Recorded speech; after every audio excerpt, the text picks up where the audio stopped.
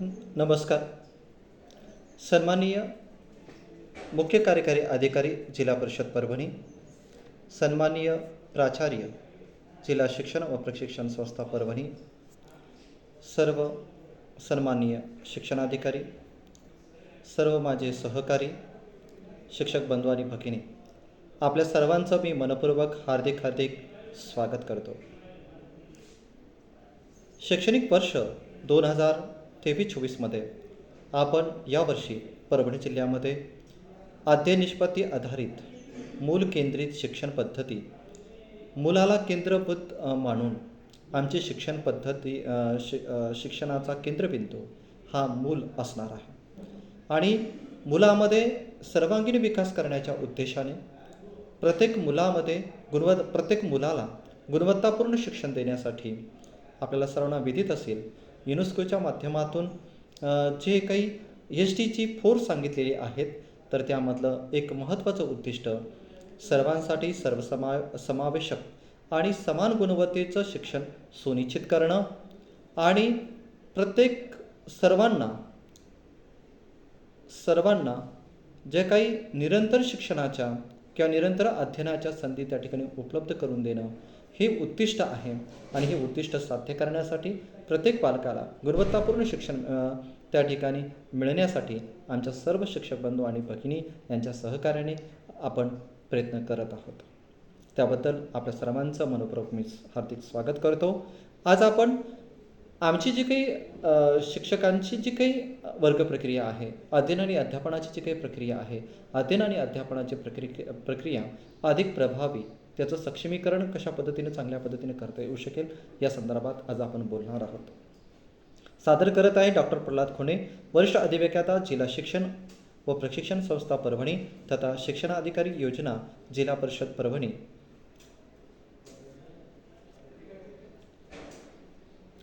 मित्रहो, आपल्यासमोर एक स्क्रीन दिसत आहे. या स्क्रीनमध्ये एक चित्र आहे आणि या चित्रामध्ये जर उदाहरणार्थ आपण एक चित्र आहे आणि त्या चित्रामध्ये असे 4 सेक्शन केलेले आहेत. त्यामधला जो पहिला सेक्शन आहे तर त्याच्यामध्ये A, B आणि C एक 3 व्यक्ती आहेत. हे 3 व्यक्ती त्या चित्राकडे त्या ठिकाणी पाहत आहेत आणि यामधला जो काही पहिला एक व्यक्ती आहे तो उदाहरणार्थ आपण शिक्षक आपण समजूया, म्हणजे A नावाचा शिक्षक आहेत. तर ते चित्राकडे पाहत आहात. म्हणजे वर्ग प्रक्रियेच्या संदर्भात जेव्हा आपण विचार करतोय तर एक शिक्षक स्वतः तयारी करतोय, त्या ठिकाणी विविध प्रकारच्या अध्यापन पद्धती वापरतोय किंवा विविध साधनतंत्रे वापरतोय आणि त्यानुसार त्याचं ते वर्ग प्रक्रियेचं काम त्या ठिकाणी करताना आपल्याला दिसून येत आहे. B नावाचा जो शिक्षक आहे तर तो जो आहे तर तो फक्त काय करतो आहे तर पुस्तक घेतो आहे अध्ययन आणि अध्यापनाच्या प्रक्रियेमध्ये आणि त्या पुस्तकातले जे काही परिच्छेद असतील तर ते परिच्छेद फक्त स्पष्टीकरण करून सांगण्याचा प्रयत्न करत आहे किंवा एखादी पद्धतीचा त्या ठिकाणी वापर करत आहे. परंतु यामधला जो तिसरा जो शिक्षक आहे तर तो तिसरा शिक्षक आहे तर त्या अध्ययन आणि अध्यापनाच्या प्रक्रियेमध्ये स्वतः अभ्यास करतो आहे आणि त्याचबरोबर पाठाची तयारी करतो आहे. त्या पाठामधल्या जे काही अध्ययन निष्पत्ती आहेत याचा विचार करतो आहे. त्यामध्ये विविध प्रकारचे जे काही सूक्ष्म अध्ययन निष्पत्ती आहेत त्याचा विचार करतो आहे. अध्यापनाच्या पद्धतीचा विचार करतो आहे. विविध साधनांचा विचार करतो आहे. त्याचबरोबर विविध तंत्रांचा विचार करतो आहे. त्यामध्ये विविध प्रकारच्या जे काही अध्ययन आणि अध्यापनाची जे काही तंत्रे आहेत, साधने आहेत, साधन साहित्य आहे, त्याचबरोबर विविध प्रकारचे मूल नियोजन त्या ठिकाणी करतो आहे आणि या विविध प्रकारच्या माध्यमातून तो अध्यापनाचा काम करत आहे. हे जे तिन्ही जी व्यक्ती आहेत तर हे तिन्ही व्यक्ती आपापल्या पद्धतीनं काम करताना ते दिसत आहेत आणि प्रत्येकाला असं वाटतं की जे मी काम करत आहे तर माझ्यासारखंच इतर काम करत आहात, त्यामुळे I am glad we all agree. म्हणजे मी जसं काम करत आहेत माझ्यासारखाच विचार इतर लोक करत आहेत, त्यामुळे सर्वच आम्ही आनंदित आहोत आणि मी आनंदित आहे. परंतु पुढचे चित्र जेव्हा आपण विचार करतो आहे तर पुढच्या चित्रामध्ये आपण पाहतोय की की तिन्ही जे शिक्षक आहेत तर ते एका प्लॅटफॉर्मवरती येत आहेत. म्हणजे उदाहरणार्थ आम्ही शिक्षण परिषद हा आमचा एक प्लॅटफॉर्म आहे. या प्लॅटफॉर्मवरती आल्यानंतर हे तिघंही एकमेकांसोबत विचार करत आहेत, चर्चा करत आहेत आणि एकमेकांचे विचार त्या ठिकाणी समजून घेण्याचा प्रयत्न करत आहेत आणि त्यांना समजून घेतल्यानंतर असं लक्षात येतं आहे की मी जो काही विचार करतो आहे तर माझा सहकारी थोडासा वेगळा विचार करतो आहे आणि तिसरा जो सहकारी आहे तो थोडासा वेगळा विचार करतो आहे. म्हणजे प्रत्येक चर्चा केल्यानंतर प्रत्येकाचे विचार या ठिकाणी वेगळे आहेत असं त्या ठिकाणी लक्षात येतं. थोडंसं पुढे गेल्यानंतर म्हणजे बघा की तिन्ही जे शिक्षक आहेत तर शिक्षण परिषदेच्या माध्यमातून एकत्र त्या ठिकाणी येत आहेत. विविध एकमेकांसोबत संवाद साधत आहेत. त्यांच्यामध्ये विविध प्रकारचा समन्वय निर्माण होत आहे. ते एकमेकाला समजून घेत आहेत आणि आपल्या सर्वांची एकच दिशा कशी ठरवता येईल या संदर्भात त्या ठिकाणी विचार करता येऊ शकेल. त्यामुळं एकमेकांच्या संवादाच्या माध्यमातून, एकमेकाच्या समन्वयाच्या माध्यमातून एकमेकांना समन्वय घेऊन ते पुढे जाण्याचा प्रयत्न करत आहेत. आणि चौथ्या चित्रामध्ये जो काही चौथं शिक्षण आहे बघा, जी काही तिन्ही व्यक्ती आहेत तर त्या तिन्ही व्यक्तीच्या समोर एकच हिरव्या कलरमध्ये स्टार दिसत आहे. म्हणजे पहिला जो व्यक्ती आहे त्याच्यासमोर स्टार आहे, दुसऱ्या व्यक्तीसमोर आहे आणि तिसऱ्या शिक्षकासमोर सुद्धा स्टार आहे. बघा, या ठिकाणी इथं महत्त्वाची गोष्ट आहे की ते तिन्ही स्टार एकसारखं असणं म्हणजे सर्वांचं एकच उद्दिष्ट, आणि ते उद्दिष्ट म्हणजे विद्यार्थ्याची गुणवत्ता विकास.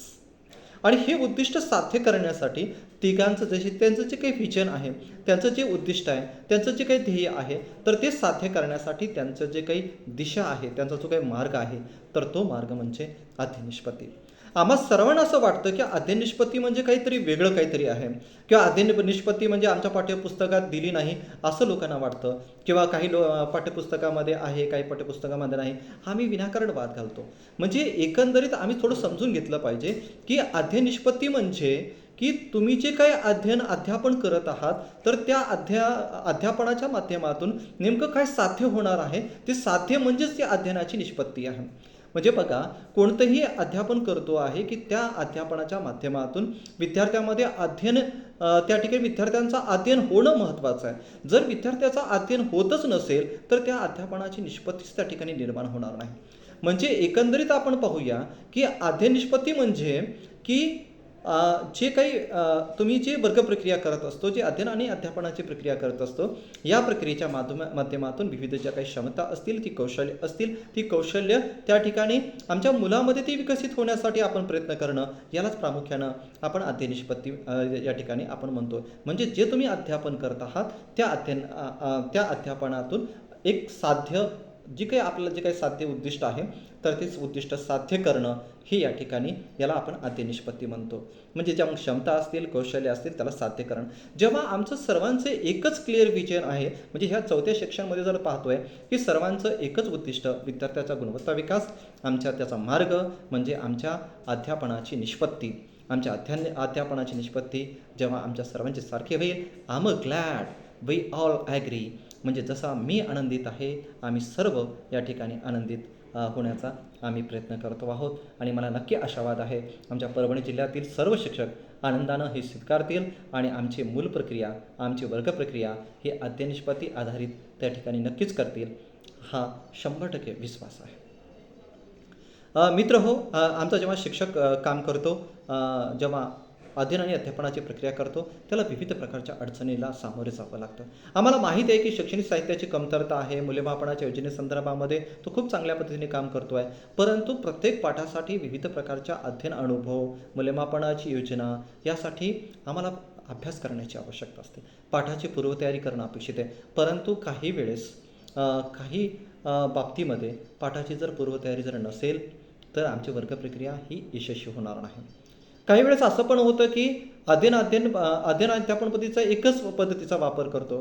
काही वेळेस असं पण होतं की आधुनिक जी काही तंत्रज्ञान आहेत, या तंत्रज्ञानाचा वापर न करता येणं, हे सुद्धा एक अडचण त्या ठिकाणी वर्ग प्रक्रियेमधली आहे.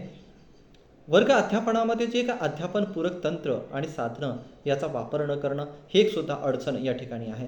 स्वाध्याय तपासणं नसणं, पालकांशी समन्वय नसणं, विद्यार्थ्याला समजून न घेता, विद्यार्थ्याशी भावनिक नाळ जोडता आपण अध्ययन अध्यापन करणं, स्वतःची पूर्वतयारी न करता अध्ययन अध्यापन करणं, अशा विविध प्रकारच्या गोष्टी आपण त्या ठिकाणी येत असतात. यामध्ये अध्यापनामध्ये नाविन्य नसणं, परिणामासाठी अध्यापन न करणं, विद्यार्थ्यांना संधी न देणं, अशा विविध बाबीसुद्धा या ठिकाणी त्याच्यामध्ये येत असतात. म्हणजे ह्या विविध प्रकारच्या अडचणी आहेत. मला असं वाटतं की ह्या विविध प्रकारच्या अडचणीवर आपण सहज त्या ठिकाणी मात करू शकतो किंवा त्या सोडवू शकतो. आता इथं महत्त्वाची गोष्ट ठरते की आमची जी काही पारंपरिक अध्ययन आणि अध्यापनाची प्रक्रिया आहे, तर ती कुठंतरी पाठांतरावर आधारित असलेलं लक्षात येतं की स्मरणावर आधारित लक्षात येतं. म्हणजे या अगोदर आपण वाचन, लेखन, संख्याज्ञान आणि गणिती क्रिया यावर जास्त आपला फोकस होता. परंतु जेव्हा आधुनिक शिक्षण पद्धतीचा जेव्हा आपण विचार करतो आहे, आजच्या आधुनिक युगामध्ये आपण यासोबत आता सर्व पालक जागरूक झालेले आहेत. आमच्या शिक्षण व्यवस्थेमध्ये सुद्धा खूप चांगल्या पद्धतीचे बदल त्या ठिकाणी झालेले आहेत आणि हे झाले असताना जागरूकता वाढल्या कारणाने प्रत्येकाची शिक्षणाप्रती पाहण्याचा दृष्टिकोनसुद्धा खूप बदललेला आहे. म्हणजे आता आम्हाला ती आमची जी काही वर्ग प्रक्रिया आहे, ही वर्ग प्रक्रिया अधिक सक्षम आम्हाला सक्षम कशा पद्धतीने करता येऊ शकेल. आम्हाला फक्त लेखन, वाचन, संख्याज्ञान आणि गणिती क्रिया एवढंच महत्त्वाचं नाही, तर यासोबतच आम्हाला विद्यार्थ्यामध्ये निरीक्षण कौशल्य आम्हाला विकसित करायचं आहे, नेतृत्व विकसित करायचं आहे, सर्जनशीलता विकसित करायची आहे, चिकित्सक विचार विकसित करायचे आहेत, सादरीकरणाचं कौशल्य आम्हाला विकसित करायचं आहे, तर्कशक्ती विकसित करायची आहे, अभिव्यक्ती विचार विकसित करायची आहे, समस्या निराकरण विकसित करायचं आहे, विश्लेषण विकसित करायचं आहे, सहकार्य, संवाद कौशल्य. म्हणजे जेव्हा आपण 21व्या शतकामध्ये आहोत, तर 21व्या शतकातली जी काही कौशल्य आहेत, ही सर्व कौशल्य आपल्याला या माध्यमातून आपल्याला विकसित करायचं. मी या अगोदर तुम्हाला जे म्हणत होतो की अध्ययन निष्पत्ती म्हणजे काही आगळं वेगळं काही नाही आहे. आपल्या वर्ग प्रक्रियेच्या माध्यमातून विविध क्षमता आणि कौशल्य यांचा विकसित करणं अपेक्षित आहे. मित्र हो, कोणती अध्ययन निष्पत्ती तुम्ही जर वाचन केलं, जर पाहिले, तुम्हाला असं लक्षात येतं की त्यामध्ये एखादं मत मांडणं, तर किंवा एखाद्या संदर्भात प्रश्न विचारणं, किंवा एखाद्या संदर्भात विश्लेषण करणं, सर्जनशील असा विचार करणं, चिकित्सक पद्धतीने विचार करणं, म्हणजे ह्या सर्व गोष्टी ह्या क्षमता आणि कौशल्य या बाबतीमध्येच आहेत. त्यामुळे खूप काहीतरी आपलं अध्ययन निष्पत्ती म्हणजे काहीतरी खूप वेगळं काही काय आहे. आमचे बरेच शिक्षक महोदय हे खूप चांगल्या पद्धतीनं आपल्या प्रक्रियेच्या माध्यमातून ही सर्व क्षमता आणि कौशल्य आणि अध्ययन निष्पत्ती म्हणजे त्यांच्या अध्यापनाचं निष्पन्न हे म्हणजे त्यांचं साध्य ते साध्य म्हणजे साध्यामध्ये ते प्राप्त करत आहेत. म्हणजे ते परिणामासाठी एकंदरीत अध्यापन करत आहेत असं सुद्धा लक्षात येत आहे. मित्र हो, मग आमची जी काही वर्ग प्रक्रिया आहे, ही वर्ग प्रक्रिया आम्ही अधिक सक्षम आणखी चांगल्या पद्धतीने कसं करू शकू, यासाठी आम्हाला नियोजन करणं अपेक्षित आहे. जेव्हा आपण ऑक्टोबरच्या जेव्हा अध्ययन निष्पत्तीचं जेव्हा शिक्षण परिषदेच्या माध्यमातून आपण उहापोह करत होतो, तेव्हा अध्ययन निष्पत्तीची आपण निवड करत आहोत. म्हणजे प्रत्येक महिन्याच्या अध्ययन निष्पत्ती कोणत्या आहेत, त्या अध्ययन निष्पत्ती अंतर्गत सूक्ष्म क्षमता कोणत्या आहेत, आपल्याला कोणते उपक्रम राबवायचे आहेत, कोणते विद्यार्थ्यांना अध्ययन अनुभव द्यायचे आहेत, आम्हाला प्रश्ननिर्मिती, आम्हाला प्रश्न कोणते विचारायचे आहेत, आम्हाला मूल्यमापनाची योजना कशा पद्धतीने ठेवायची आहे, आम्हाला मुलामध्ये गटकार्य नेमकं कसं करायचं आहे, मुलामध्ये वैयक्तिक नियोजन आम्हाला कसं करून घ्यायचं आहे, मुलांचं सादरीकरण कशा पद्धतीने आम्हाला करून घ्यायचं आहे, अशा विविध बाबींच्या संदर्भामध्ये आम्ही वर्गनियोजन त्या ठिकाणी करणं आम्हाला अपेक्षित आहे. म्हणजे आता इथं महत्त्वाचे आपण पाहतोय की आपण पायाभूत चाचणी घेतो आहे, सेतू अभ्यासक्रमाच्या संदर्भात चाचणी घेतो आहे, किंवा अन्यसुद्धा आम्ही विद्यार्थ्यांचं मूल्यमापन करत आहोत. परंतु या मूल्यमापनाचा म्हणजे पायाभूत चाचणी जर आपण घेत असतो, तर या पायाभूत चाचणीचा माझ्या मूल नियोजनामध्ये मी चांगल्या पद्धतीने कशा पद्धतीने उपयोग करू शकतो, यासाठी सुद्धा आम्ही विचार करणं हे अपेक्षित आहे. थोडंसं आपण पाहूया की आपल्याला असं वाटतं की शासन विविध प्रकारच्या ज्या काही चाचण्या जे घेत आहेत, उदाहरण आपण पायाभूत चाचणी शासनाने घेतली आहे. मग या चाचणीचा मी माझं वर्ग नियोजन करण्यासाठी मी चांगल्या आधी कसा त्या ठिकाणी उपयोग करू शकतो, याचा वेगळ्या दृष्टिकोनातून आम्ही विचार करणं अपेक्षित आहे. उदाहरणार्थ एक शिक्षक आहेत आणि ते शिक्षकांच्या वर्गामध्ये हे समोरचे 10 विद्यार्थी आहेत. मग जेव्हा 10 विद्यार्थी आहेत, मग तो जो शिक्षक आहे तर तो पायाभूत चाचणी लक्षात घेतो. पायाभूत चाचणी म्हणजे त्या ठिकाणी दुसऱ्या रकान्यामध्ये मूल्यमापन करतो आहे. पायाभूत चाचणी म्हणजे मूल्यमापनाचा तो एक प्रकार आहे. म्हणजे मूल्यमापन करतो आहे आणि मूल्यमापन पायाभूत चाचणी घेतल्यानंतर त्याच्या लक्षात येतं की माझे 10 विद्यार्थ्यापैकी हे 5 विद्यार्थी कुठंतरी हे अध्ययन निष्पत्तीमध्ये त्या ठिकाणी पारंगत असलेलं त्या ठिकाणी त्याच्या लक्षात येतं.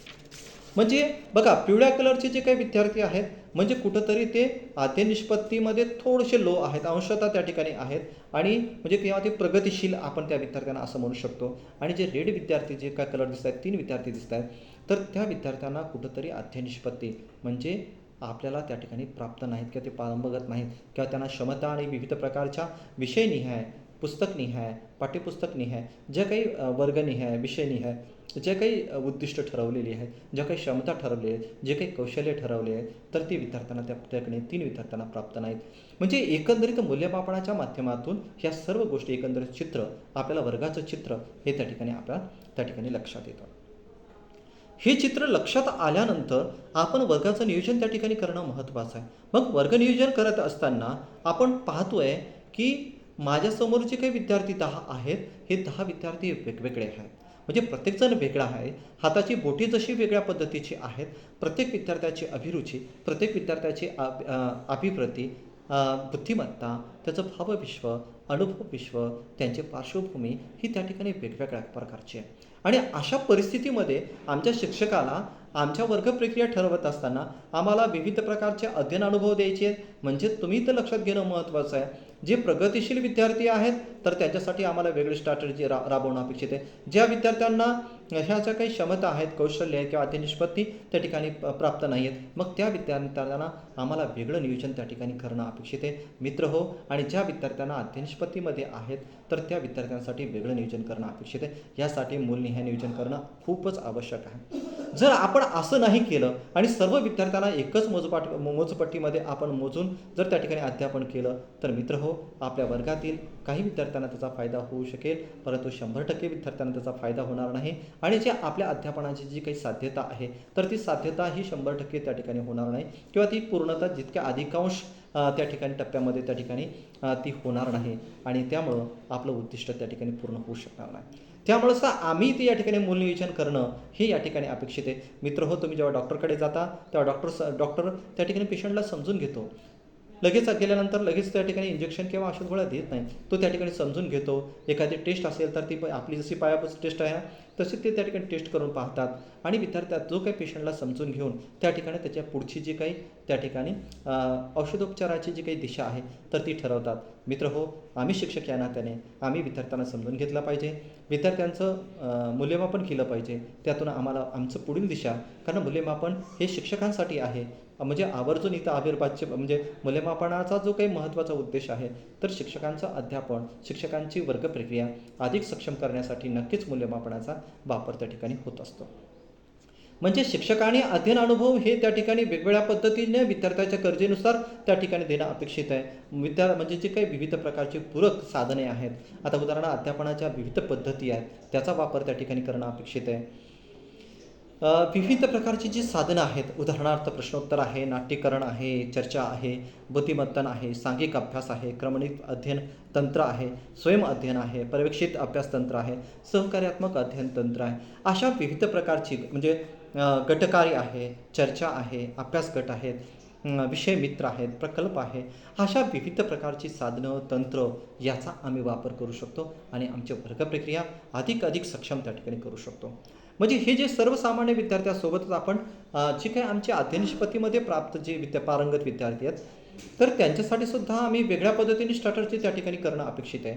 मग आमच्या अध्यापनाची क्रिया ठरत असताना आम्ही आव्हानात्मक आमचं मूल्यमापन त्या ठिकाणी कशा पद्धतीने करणं अपेक्षित आहे, आव्हानात्मक आम्ही विविध प्रकारचे अनुभव आमच्या विद्यार्थ्यांना कसे देणं अपेक्षित आहे याचा सुद्धा विचार त्या ठिकाणी करणं अपेक्षित आहे.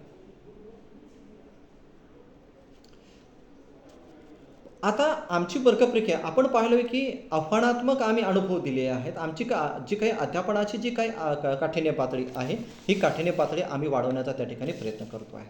म्हणजे आमचं वर्गप्रक्रिया ही जर आम्हाला सक्षम आणि प्रभावी करायची असेल तर आम्ही वर्गप्रक्रियेचं सुयोग्य असं नियोजन त्या ठिकाणी करणं अपेक्षित आहे. मग सुरुवातीला आपण ही गोष्ट करू शकतो, एक शिक्षक या नात्याने मी स्वतःच्या वर्गाची म्हणजे पाठ जो काही निवड आहे, पाठाची निवड आहे, शिकवण्यासाठी लागणारं साहित्य कोणतं आहे, साधनसामग्री कोणती आहे, यासाठी मी पाठाची पूर्वतयारी करणं अपेक्षित आहे. पाठाची पूर्वतयारी मी जर सुयोग्य केली, पाठासंदर्भात कोणते संदर्भ आहेत त्या संदर्भात मला वाचन करावं लागेल. म्हणजे जर मी पाठाची पूर्वतयारी जर करू शकलो तर मला वर्गनियोजन करताना खूप चांगल्या पद्धतीची त्या ठिकाणी मदत त्या ठिकाणी होऊ शकते. दुसरी गोष्ट येते की माझ्या पाठामध्ये त्या पाठाची पूर्वतयारी करत असताना अध्ययन निष्पत्तीची निवड कोणती करायची आहे, सूक्ष्म क्षमता कोणत्या आहेत, उपक्रम कोणते राबवायचे आहेत, अध्ययन अनुभव कोणते द्यायचे आहेत, प्रश्न विद्यार्थ्यांना कोणते विचारायचे आहेत, प्रश्न निर्मिती आपल्याला कशा पद्धतीने करावीची लागेल आहे, मूल्यमापनाची योजना आपल्याला आकारी किंवा सकारिक पद्धतीनं संकलित पद्धतीनं आपल्याला कोणत्या पद्धतीने करायची आहे, ही सर्वांचं नियोजन आम्हाला वर्गप्रक्रियेच्या माध्यमातून त्या ठिकाणी करता येणं अपेक्षित आहे. तिसरी गोष्ट आहे की जेव्हा पाठाची निवड मी जेव्हा करतो आहे तर त्या पाठाला पोषक असणारी जी अध्ययन पद्धती आहे तर या अध्ययन पद्धतीचा सुद्धा मी विचार करणं त्या ठिकाणी आवश्यक आहे. चौथी गोष्ट आहे की मी कोणतं शैक्षणिक साहित्य वापरणार आहे. असं मी शैक्षणिक साहित्य माझ्या पाठासाठी वापरणं अपेक्षित आहे, जे मी स्वतः चांगल्या पद्धतीनं वापरू शकेन आणि मुलांनासुद्धा हाताळण्यासाठी त्याची नक्कीच त्या ठिकाणी मदत होऊ शकेल. पाचवी गोष्ट आहे की मी मूल्यनिहाय नियोजन. म्हणजे या अगोदरच्या ज्या स्लाईडमध्ये आपण पाहिलं की माझ्या वर्गामध्ये असणारी मुलं ही काही मुलं ही अध्ययन पारंगत आहेत, काही मुलं ही प्रगतिशील आहेत आणि काही मुलांना त्या ठिकाणी मदतीची आवश्यकता आहे.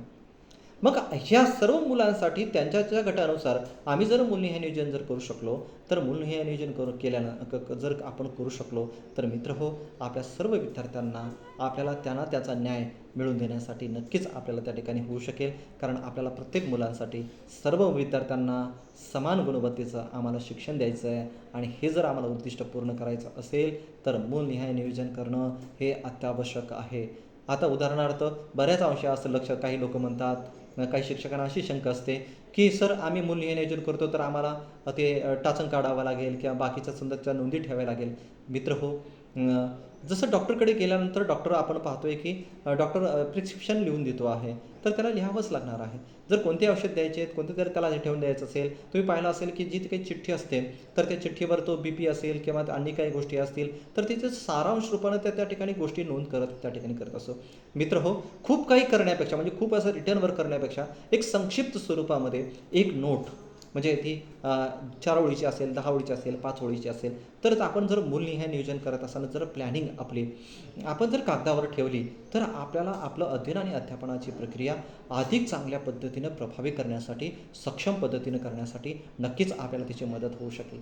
कोणी सांगते म्हणून करणं आणि स्वतःला वाटतं म्हणून त्या ठिकाणी मी माझी प्रक्रिया अधिक चांगल्या पद्धतीने करण्यासाठी मी प्रयत्न करणं, यामध्ये नक्कीच फरक आहे. मित्र हो, मला तुमच्यावर 100% विश्वास आहे की आमचे सर्व शिक्षक मूल्यनिहाय नियोजनानुसार ज्या काही नोंदी आवश्यक आहेत तर त्या नक्कीच करतील.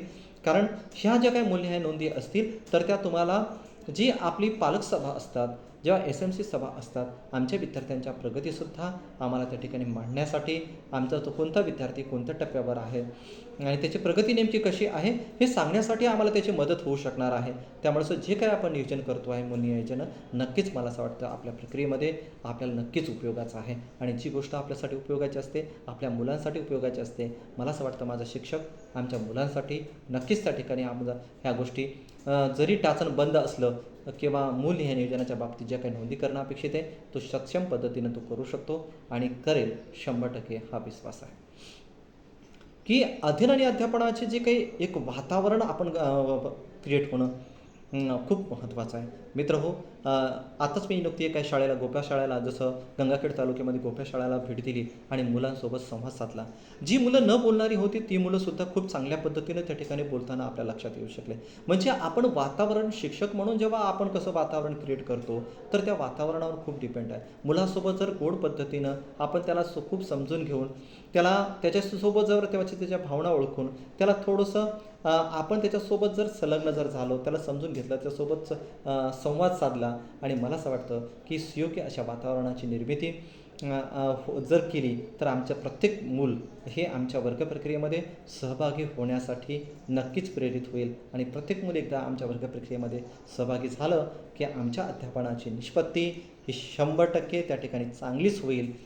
हे म्हणजे त्यामध्ये सांगण्यासारखं काही म्हणजे 100% त्या ठिकाणी अध्ययन-निष्पत्ती हे त्या ठिकाणी साध्य होईल. आता ही अध्ययन-निष्पत्ती आधारित वर्ग प्रक्रिया करण्यासाठी आणखी काही करू शकतो का? तर नक्कीच. आपण आता पाहतो की आपण आपल्या वर्गामध्ये 30 विद्यार्थी असतात, 40 विद्यार्थी, म्हणजे हा एक आपला मोठा गट. म्हणजे वर्गातील सर्व विद्यार्थी म्हणजे आपला मोठा गट. मग हा जो काही गटाला आहे, तर आपल्या ज्या काही महत्त्वाच्या कन्सेप्ट असतील किंवा तुम्हाला काही वेगळ्या पद्धतीने व्याख्या काही समजून सांगायच्या असतील, डेफिनेशन्स असतील, तर त्या संकल्पना एकत्र समजून सांगण्यासाठी आपल्याला मोठा गट त्या ठिकाणी नक्कीच उपयोगाचा आहे. पण मित्रांनो, जर एखाद्या गटाला आपण असं पाहतोय की आपलं जर विद्यार्थी वेगवेगळे आहेत, आपण मूल्यनियोजन केल्यानंतर आपल्या लक्षात आलं की 5 विद्यार्थ्यांना, जसं आपण पाठीमागे पाहिलं की 5 विद्यार्थी अध्ययन निष्पत्तीमध्ये प्राप्त होती, 3 मुलं त्या ठिकाणी त्या मुलांना अधिक मदतीची गरज आहे, 2 मुलं हे प्रगतिशील आहेत.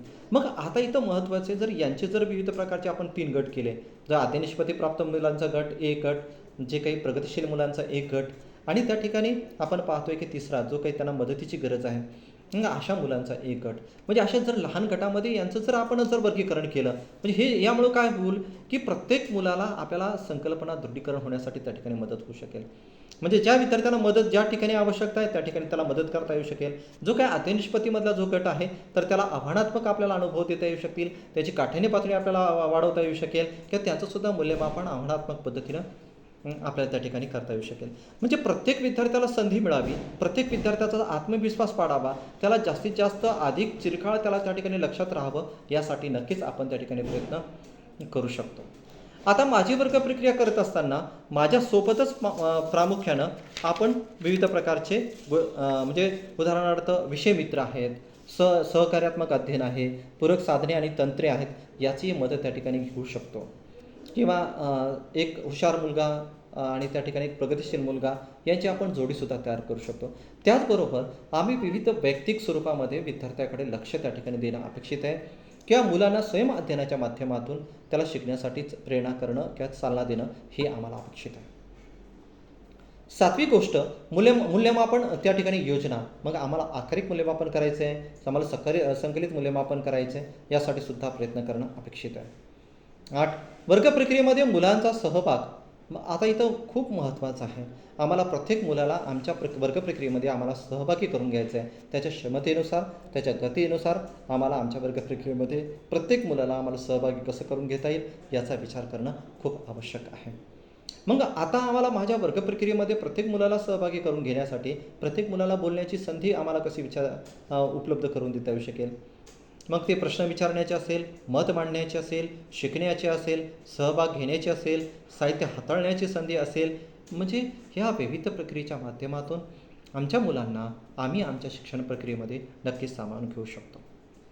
9वी गोष्ट आहे की पोर्टफोलिओ. आता सर्वात महत्त्वाचं की पोर्टफोलिओ म्हणजे नेमकं काय, तर एका शब्दात सांगतो, विद्यार्थी संचयिका. आता या विद्यार्थी संचयिकेमध्ये नेमकं काय असतं, तर त्या विद्यार्थ्याशी संबंधित नोंदी असतात. आपण जेव्हा मूलनिहाय म्हणत होतो की तेव्हा जेव्हा तुम्ही नोंदी करत होता, म्हणजे तीच सुद्धा आपण जर त्याच नोंदी जर आपण विद्यार्थ्याच्या संचिकेमध्ये ठेवल्या तर झालं, म्हणजे एकामध्ये 2 काम आपले पूर्ण झाले.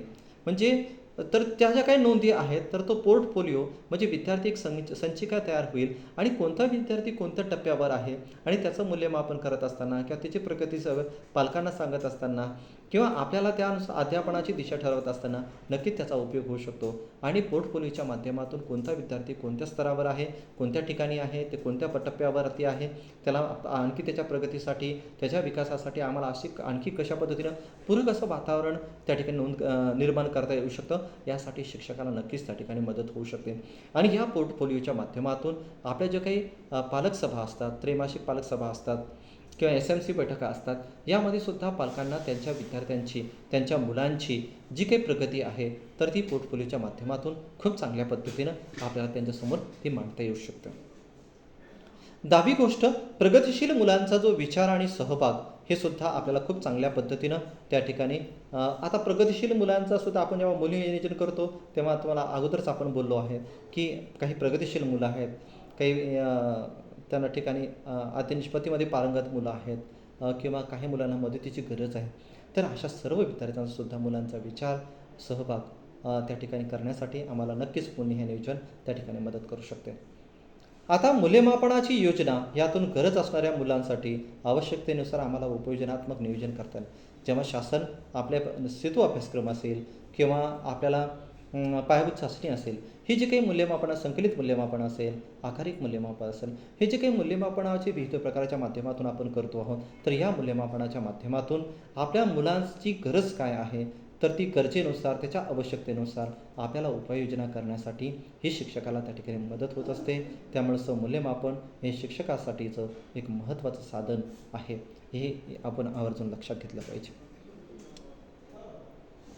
आता आपल्या गरजेनुसार शाळा व्यवस्थापन समिती असेल, त्रैमासिक पालक सभा असतील किंवा शैक्षणिक ग्रामसभा, यातून मुलांच्या शिक्षणाकडे आपण चांगल्या पद्धतीनं आपण लक्ष देऊ शकतो. थोडंसं आपण पुढे जाऊया. क्षमता आधारित शिक्षण. आता यामध्ये प्रामुख्याने 5 दृष्टिकोन आहेत. तर आमची वर्ग प्रक्रिया ही क्षमताधिष्ठित असली पाहिजे. आमच्या वर्ग प्रक्रियेच्या माध्यमातून आम्हाला क्षमता विकसित करायच्या आहेत, आम्हाला कौशल्य विकसित करायचं आहे, ज्ञान कौशल्य जे काही उद्दिष्ट आहे, तर ती आम्हाला उद्दिष्ट पूर्ण करायची आहेत. म्हणजे आमची जी काही वर्ग प्रक्रिया असावी, तर ती शिकणं, शिकवणं आणि मूल्यमापन याबाबतचा जो होलिस्टिक अप्रोच आहे, त्याला आपण एकत्रित दृष्टिकोन म्हणतो. तो एकत्रित दृष्टिकोन त्या ठिकाणी असणं अपेक्षित आहे. म्हणजे मुलांना शिकण्यासाठी मी माझं वर्गप्रक्रिया कशी असावी, मी शिकवावं कसं आणि त्या विद्यार्थ्यांचं मूल्यमापन करून मला नेमकं काय करायचं आहे, कोणत्या मुलांसाठी कोणतं नियोजन करायचं आहे, हे एक सर्वांची जर एक प्लॅनिंग, एकत्रित दृष्टिकोन आमच्या शिक्षकामध्ये असणं अभिप्रेत आहे. मित्रहो, जेव्हा हा दृष्टिकोन नक्कीच विकसित होईल, तेव्हा मला नक्की विश्वास आहे की आमच्या परभणी जिल्ह्यातला प्रत्येक विद्यार्थी त्या ठिकाणी सर्वगुण संपन्न होण्यासाठी किंवा विद्यार्थ्याचा सर्वांगीण होण्यासाठी आमचं निश्चितच एक यशस्वी पाऊल असेल, हा आशावाद त्या ठिकाणी आहे. आता दुसरी गोष्ट आहे की विषयनिहाय ज्या काही क्षमता वृद्धीसाठी आम्ही आमच्या वर्गप्रक्रियेच्या माध्यमातून प्रयत्न करणं खूप महत्त्वाचं आहे. आम्ही म्हणतोय की आमची वर्गप्रक्रिया सक्षम. बऱ्याच पारंपरिक पद्धतीने आपल्याला असं लक्षात येतं की एखादा पाठ असतो, एखादं पुस्तक असतं, भाषा विषयाचं ते पाठ घेतला जातो, त्याचा परिच्छेद वाचला जातो आणि ते परिच्छेद थोडं स्पष्टीकरण करू शकलं जातं आणि ओके ठीक आहे, तो पाठ झाला. मग याच्यामधून त्या पाठामध्ये असलेल्या क्षमता विकसित होतील का? विद्यार्थ्याला ज्ञान विकसित होईल का? त्यातून एखादं स्किल आहे तर ते विकसित होऊ शकेल का? तर त्यासाठी आम्हाला वेगळ्या गोष्टी करणं अपेक्षित आहे. मग ही गोष्ट करण्यासाठी क्षमता प्राप्तीसाठी आमचे अर्थपूर्ण अध्ययन अनुभव आम्ही विद्यार्थ्यांना देणं अपेक्षित आहे. मग हे जर अध्ययन अनुभव आमच्या विद्यार्थ्यांना द्यायचे असतील तर शिक्षकांना नक्कीच वाचन करावं लागेल. अध्ययन निष्पत्तीचे वेगवेगळे टप्पे आम्हाला समजून घ्यावे लागेल. कोणते क्षमता आहेत, कोणते स्किल आहेत, तर ते मुलांमध्ये जर वृद्धिंगत करायचे असतील तर त्यामध्ये शिक्षकांना स्वतः सुरुवातीला अगोदर त्यामध्ये पारंगत होणं अपेक्षित आहे. चौथी गोष्ट येते मूल केंद्रित शिक्षण आणि वर्ग प्रक्रियेत सक्रिय सहभाग. आता इथं महत्त्वाचं आहे की आम्हाला जो काही वर्ग प्रक्रिया आम्ही करतो आहोत, आपण जेव्हा मूलनिहाय नियोजन जेव्हा आपण म्हणतो आहे, तर मूलनिहाय नियोजन म्हणजेच मूल केंद्रित शिक्षण पद्धती.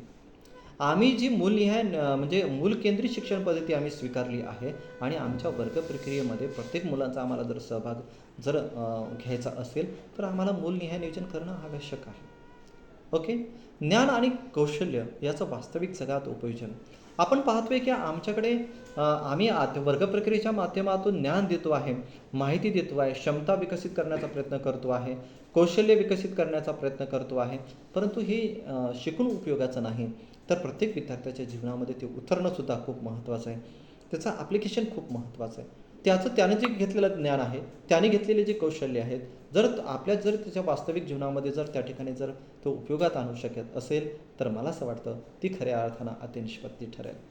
म्हणजे त्यांनी जे घेतलेलं ज्ञान असेल, त्याची घेतलेल्या क्षमता असतील, त्याने घेतलेलं कौशल्य जर त्याच्या जीवनामध्ये जर त्याला त्या उपयोगात जर ठरत असतील तर आपण समजूया की जे आपण अध्यापन केलं आहे तर ते अध्यापनामध्ये आपण यशस्वी झालो, त्या अध्यापनामध्ये आपण साध्यता गाठली, उद्दिष्ट साध्य झालं आहे आणि खऱ्या अर्थानं आपण अध्ययन निष्पत्ती ही प्राप्त केली असं नक्कीच मला त्या ठिकाणी मनाचं वाटतं. आणि शेवटची स्लाईड यामध्ये समूह संसाधन गट, ज्याला CRG गट म्हणतो, तर त्या गटाची भूमिका नेमकी काय आहे? तर हे जो काही गट आहे तर CRG आपल्या सर्वांना माहीत आहे की प्रत्येक केंद्रामध्ये विषयनिहाय जसं मराठीचे 2, इंग्रजीचे 2, गणिताचे 2, विज्ञानाचे 2 आणि IT चे 2 असे 12 शिक्षकांचा एक समूह असतो. तो केंद्रप्रमुखाला त्यांची गुणवत्ता विकसित करण्यासाठी त्या ठिकाणी मदत करतो आणि हा CRGचा गट हा तज्ज्ञ शिक्षकांचा असतो. त्यांची स्वतःची शाळा ही खूप चांगल्या पद्धतीची गुणवत्तापूर्ण केलेली असते. मग अशा शिक्षकांचा उपयोग आमच्या केंद्रातील इतर शिक्षकांना, इतर शाळांनासुद्धा व्हावा. मग त्यांचे वर्गनिरीक्षण असतील किंवा माहिती आधारित जे CRG गटाच्या ज्या काही बैठका असतील त्यांच्यामध्ये विचारांचे देवाणघेवाण असेल, त्यामध्ये विचारांच्या देवाणघेवाणीतून किंवा विचारविमर्शातून आपल्या सर्व शाळांचा गुणवत्ता विकास व्हावा त्याच ठिकाणी अपेक्षित आहे.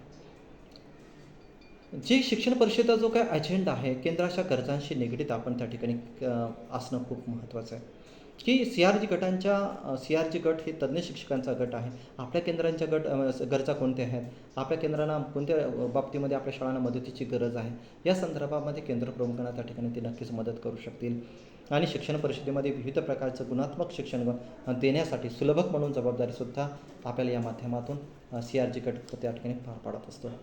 मित्रहो, यासाठी आम्ही शिक्षण परिषद हे आमच्यासाठी एक महत्त्वाचं एक साधन आहे, की आम्ही या माध्यमातून आम्ही आमचे सर्व शिक्षक एकत्र येतात. यामध्ये जिल्हा स्तरावरचे, तालुका स्तरावरचे, केंद्र स्तरावरचे सर्व सुलभ तज्ञ शिक्षक या ठिकाणी आपल्याला मार्गदर्शन करतात. आपल्याला सुलभन करण्यासाठी, आपल्याला मदतीसाठी शिक्षण परिषद आहे. मित्रहो, ही शिक्षण परिषद तुमची आहे, तुमच्या मदतीसाठी आहे. हा एक चांगला दृष्टिकोन मला असं वाटतं आपण ठेवलेला आहे. आणि जर आम्ही सर्व मिळून जे काही ज्या शिक्षकांना आपल्याला गरज आहे, तर ते शिक्षकांना मदत करण्यासाठी, त्याला तिथे सपोर्ट करण्यासाठी आमचं एक शिक्षण परिषद एक महत्त्वाचं साधन आहे. मग हे करण्यासाठी आम्ही शाळा भेटी करतो, त्यातून समजून घेतो की कोणत्या अडचणी आहेत. मग त्या अडचणीवर आम्ही CRG गटामध्ये चर्चा करतो आणि त्या सोडवण्यासाठी आम्ही प्रयत्न करतो. मग ही करत असताना आम्ही गरजांची निश्चिती त्या ठिकाणी करतो. आम्ही गटामध्ये काही लोकं कामं करत असतो, नियोजन करतो, त्याचं सादरीकरण करतो आणि आमच्या केंद्रातल्या ज्या गरजा आहेत, आमच्या केंद्रातल्या काही समस्या असतील त्यावर सुद्धा उपाययोजना करण्याचं काम आम्ही शिक्षण परिषदेच्या माध्यमातून, चर्चा विनिमयाच्या माध्यमातून, आमच्या अध्ययन आणि अध्यापनाला एक विशिष्ट दिशा देण्याचं काम शिक्षण परिषदेच्या माध्यमातून त्या ठिकाणी होतं. आणि माझा एक शिक्षक करतो आहे, त्याचं पाहून दुसरा शिक्षक करतो आहे, त्याचं पाहून तिसरा शिक्षक करतो आहे. मित्रहो, जर चांगल्या गोष्टी असतील तर ते नक्कीच स्वीकाराव्यात. आणि मला असं वाटतं की शिक्षणासारखं पवित्र कार्य दुसरं कोणतं नाही. आपण सर्व मिळून शिक्षणाचं काम करतो आहोत आणि मला नक्कीच तुमच्यावर विश्वास आहे की आपण सर्व आपल्या वर्गप्रक्रियेच्या माध्यमातून सक्षमपणे पद्धतीनं आपण त्या ठिकाणी करणार आहोत. मित्रहो, शिक्षण परिषद झाल्यानंतर आपण शाळांना भेटीसुद्धा देणार आहोत. परीक्षीय यंत्रणेतले जे काही सदस्य आहेत, ते सर्व सदस्य त्या ठिकाणी शाळांना भेटी करणार आहेत आणि शाळांना भेट ही त्या ठिकाणी मदतीसाठी असणार आहे. मित्रहो, शिक्षकांना आपल्याचं अध्यापन आम्हाला तपासण्याची आम्हाला आवश्यकता नाही. आम्हाला त्या ठिकाणी म्हणजे तपासणं हा आमचा उद्देश नाही आहे. आम्हाला आमची वर्गप्रक्रिया अधिक समृद्ध कशा पद्धतीने करता येऊ शकेल, आमची शिक्षकांची वर्गप्रक्रिया अधिक आम्हाला कशी सक्षम त्या ठिकाणी करता येऊ शकेल, यासाठी आमचे सर्व गट शिक्षणाधिकारी महोदय, सर्व विस्तार अधिकारी महोदय, केंद्रप्रमुख महोदय, सर्वसाधारण व्यक्ती, मोबाईल टीचर्स, आमचे संपर्क अधिकारी, डाएटची सर्व टीम, आम्ही सर्व शिक्षण विभागाची सर्व शिक्षणाधिकारी, प्रशिक्षणाधिकारी, सर्व टीम, शिक्षण विभाग आणि डाएट आमच्या दोघांच्या माध्यमातून सर्व शिक्षकांसाठी सपोर्ट करण्यासाठी, आपण शाळांना मदत करण्यासाठी आपण पुढे येऊया आणि सर्वांच्या सहकार्याच्या माध्यमातून आपण परभणी जिल्ह्याचा गुणात्मक विकास करण्यासाठी आपण पुढचं पाऊल टाकूया. मला नक्की विश्वास आहे की या पुढील पाऊल टाकण्यामध्ये आपणसुद्धा एक पाऊल नक्कीच टाकाल, अशी आशा करतो. धन्यवाद.